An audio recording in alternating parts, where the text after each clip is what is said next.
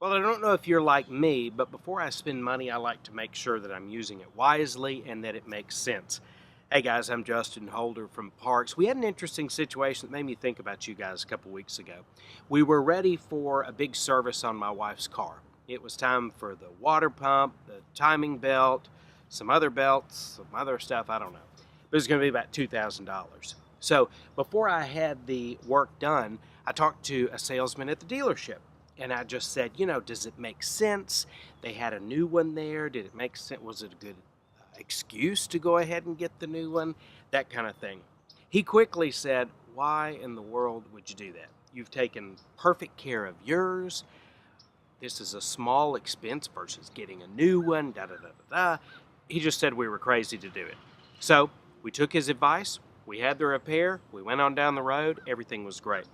It made me think about you guys because there is nothing as disappointing than when I'll meet with a seller and they'll be so excited. They'll want to show me when we're listing the house something that they've done that they've said, we did this because we knew we'd get a huge return.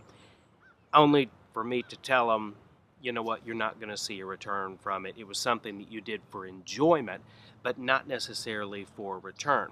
And that's the difference with upgrades. Sometimes you do things for enjoyment, such as a pool, that you necessarily won't see a lot of return from, but you'll enjoy it while you're there.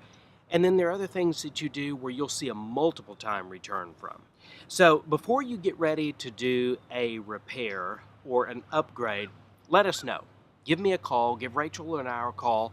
Let us either come by, take a look and tell you, okay, for this amount, you'll get this back. Or we can tell you, do it if you're going to enjoy it, but don't necessarily do it to get money back. You know what I love about that dealer? He didn't tell me out of desperation to trade the car. He knows he does plenty of business and that I'll either do business with him in a year, 5 years, whenever I decide to trade, I'm going to come to him because he gave me good advice. So I don't want you to confuse us with someone that is only going to talk to you when you're ready to buy or sell and we're going to make some money. I want you to call us because we're going to give you good advice.